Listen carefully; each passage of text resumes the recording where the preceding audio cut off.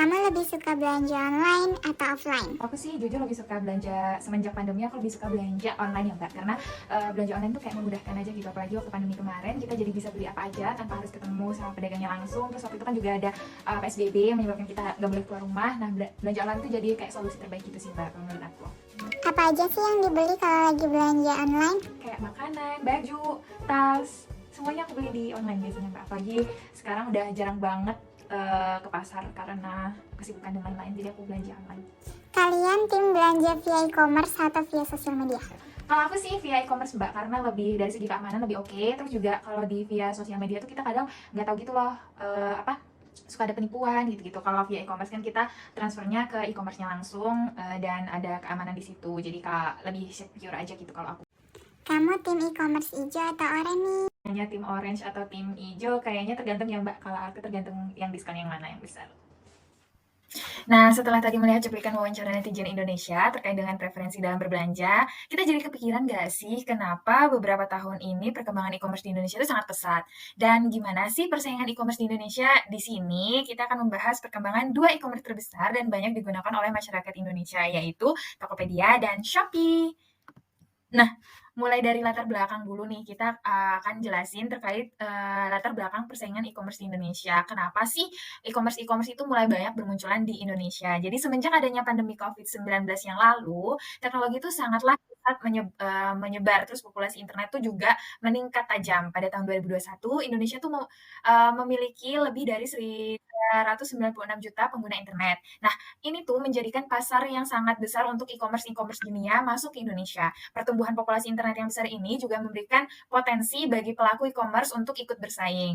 Yang kedua, yaitu perubahan perilaku konsumen yang mengalami perubahan signifikan di Indonesia. Jadi masyarakat itu lebih banyak melakukan pembelian secara online karena kemudahan dan kenyamanan yang ditawarkan oleh platform e-commerce. Konsumen sekarang itu juga lebih menyukai kemudahan untuk membandingkan harga, pilihan produk yang lebih banyak, serta pengalaman berbelanja yang lebih praktis. Yang ketiga, investasi dan dorongan pemerintah. Nah, e-commerce di Indonesia itu telah menarik minat investor lokal maupun asing karena tadi potensi-potensi yang ada di Indonesia, banyak perusahaan e-commerce besar yang melakukan investasi yang signifikan nih di Indonesia, baik dalam bentuk pendanaan langsung maupun kemitraan dengan perusahaan lokal. Selain itu, pemerintah Indonesia juga memberikan dorongan untuk pertumbuhan e-commerce melalui kebijakan dan insentif tertentu. Selain itu, inovasi teknologi dalam bidang usaha dan logistik yang masif. Jadi perkembangan teknologi tidak hanya ada di mempengaruhi istilahnya penggunaan internet saja, tapi juga mempengaruhi perkembangan infrastruktur dari e-commerce ini. Jadi perusahaan e-commerce itu mampu mengadopsi teknologi-teknologi canggih untuk mengoptimalkan proses bisnis mereka, seperti contohnya otomatisasi, kecerdasan buatan, dan analitik data yang memiliki keunggulan kompetitif. Selain itu, perusahaan logistik juga dapat lebih efisien dan handal dalam juga menjadi faktor kunci dalam menjaga kepuasan konsumen. Nah, persaingan antar platform ini juga perusahaan logistik juga akan semakin ketat gitu.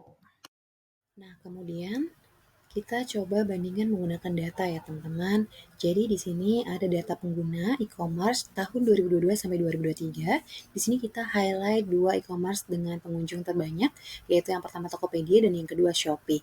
Nah, teman-teman bisa lihat di sini bahwa di kuartal pertama 2022, Tokopedia masih lebih unggul daripada Shopee, yaitu sekitar 157 juta pengunjung dan Shopee sekitar 132 juta pengunjung.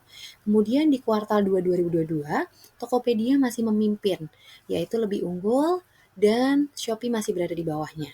Kemudian kita lihat di kuartal ketiga tahun 2022, di sini terjadi perubahan atau lonjakan pada pengunjung Shopee yang tadinya berada di urutan kedua, kemudian sekarang menduduki urutan pertama pengunjung terbanyak dan menggeser Tokopedia menjadi urutan kedua, teman-teman.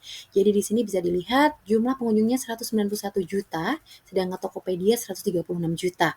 Nah, di sini kita lanjut ke kuartal pertama 2023, masih sama posisinya yaitu Shopee masih memimpin daripada Tokopedia yang mengalami penurunan jumlah pengunjung. Nah, di sini kita bisa lihat grand total dari jumlah pengunjung dari tahun 2022 sampai 2023 saat ini, Shopee masih menduduki jumlah pengunjung terbanyak, yaitu sekitar 613 juta pengunjung dibandingkan Tokopedia 569 juta pengunjung. Nah, Kemudian di sini kita sajikan juga data komparasi jumlah pengunjung Tokopedia dan Shopee agar terlihat tren atau perkembangannya. Di sini bisa kita lihat di kuartal pertama 2022 sampai dengan kuartal 1 2023, kita bisa melihat bahwa garis hijau itu adalah garis tren dari Tokopedia mengalami penurunan. Sedangkan sebaliknya, garis tren orange punyanya Shopee, dia mengalami kenaikan, teman-teman. Jadi kita bisa lihat perbedaannya untuk kedua jenis e-commerce baik Shopee maupun Tokopedia. Nah, data ini diambil dari databox katadata.co.id data publish. Kemudian, untuk selanjutnya adalah Shopee berdasar tipe bisnis e-commerce-nya. Jadi setelah kita belajar ada 3 jenis tipe bisnis dari e-commerce. Nah, ini Shopee bisa mencakup ketiganya. Yang pertama terkait bisnis to bisnis. Di sini Shopee menyediakan laman untuk pengadaan secara online, baik untuk sektor private ataupun sektor pemerintahan, teman-teman. Websitenya ada di https://e-procurementshopee.com. Nah, jadi di sini menyediakan antara perusahaan dengan perusahaan. Nah, kemudian yang kedua ada bisnis to consumer. Di sini Shopee sebagai perantara. Ada di situ Shopee Mall. Jadi misalkan ada brand Nike official yang ada di Shopee Mall, kemudian menghubungkan dengan konsumen, baik individu maupun kelompok juga.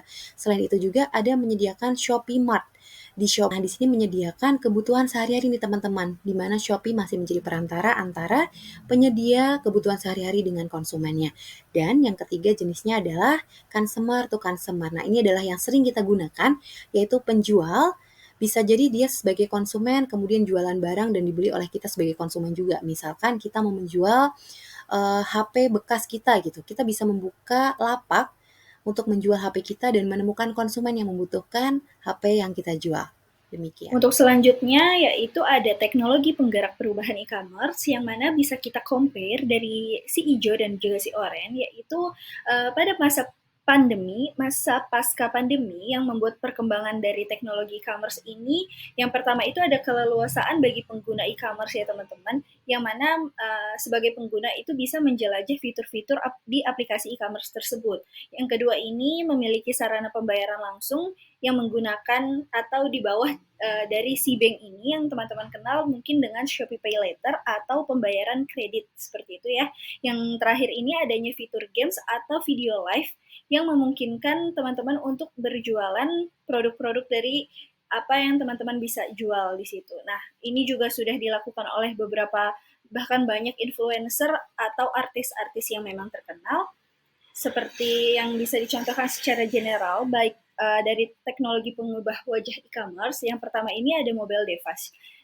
Yang mana mobile device ini berhasil loh di tahun 2020 untuk menggeser e-commerce menjadi m-commerce, yang mana sudah berkontribusi sebanyak 72,9% dari seluruh angka penjualan yang dihasilkan oleh platform e-commerce itu sendiri secara global. Nah, yang kedua ini ada teknologi SCM atau Supply Chain Management, yang mana ini tuh lengkap banget untuk mengcover dari sisi produksi, sisi setelah produksi atau pasca produksi, sampai ke bagaimana nih flow distribusi tersebut dari barang yang masih ada di distributor sampai kepada tangan pembeli. Untuk yang ketiga ini adanya teknologi pembayaran yang mana sudah dilakukan studi oleh Mastercard sendiri pada tahun 2019. Dompet digital ini atau e-wallet itu sangat populer banget digunakan mulai dari 2019, teman-teman. Jadi memang udah digunakan juga untuk beberapa e-commerce atau m-commerce ini. Dan untuk yang keempat ini ada teknologi VR or ER, yang mana yang dimaksud adalah secara garis besar dari dua teknologi ini itu mampu memberikan pengalaman nih. Jadi yang mana teman-teman tuh nggak perlu datangi toko fisik hanya untuk membeli barang-barang yang teman-teman perlukan. Jadi teman-teman hanya bisa dengan mudah melalui aplikasi, buka-buka handphone, dan scroll-scroll langsung menemukan apa yang memang teman-teman inginkan.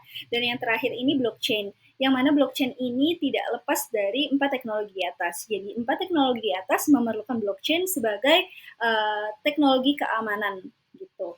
Nah, teknologi keamanan ini juga udah sebagai contohnya teman-teman sudah dilakukan oleh perusahaan pengembang piranti lunak di Amerika Serikat, yang mana penggunaan teknologi blockchain ini mampu membantu meningkatkan kepercayaan nih dalam penyediaan pembayaran online.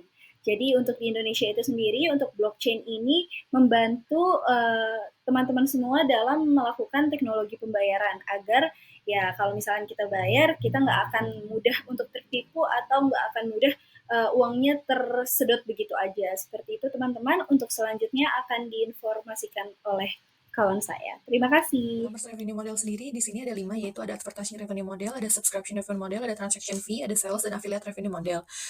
Advertising revenue model sendiri merupakan pendapatan yang diperoleh melalui biaya dan servis dari pemasangan iklan ataupun banner di layanan e-commerce tersebut. Dan subscription revenue model sendiri ada pendapatan diperoleh melalui biaya berlangganan dari customer seperti membershipnya. Dan transaction fee revenue model sendiri adalah pendapatan diperoleh penyedia jasa atau portal e-commerce melalui komisi penjualan barang atau jasa yang dilakukan di portal e-commerce tersebut. Dan ada sales revenue model, yaitu pendapatan yang diperoleh dari keuntungan jual beli, dan ada affiliate revenue model, yaitu yang didapat dari web afiliasi. Dan selanjutnya di sini ada revenue model dari Shopee dan Tokopedia. Shopee dan Tokopedia sendiri menggunakan 3 revenue model, ada subscription, advertising, dan transaction fee. Subscription revenue model yang dilakukan oleh Shopee sendiri ini ada membership dan di Shopee sendiri ini ada 4 kategori, ada klasik, silver, gold, dan platinum. Keuntungan dari membership ini sendiri kita bisa mendapatkan voucher gratis ongkir, voucher Shopee Food, voucher cashback, dan voucher ulang tahun, dan promo-promo spesial dengan harga eksklusif yang berbeda tiap kategori membernya, dan juga tiap kategori membernya voucher yang didapatkan juga tentunya berbeda. Dan untuk Tokopedia sendiri di sini ada 4 kategori membershipnya juga, ada silver, gold, platinum, dan diamond. Dan sama dengan Shopee, keuntungannya sendiri ada voucher gratis ongkir dan klaim kupon gratisnya.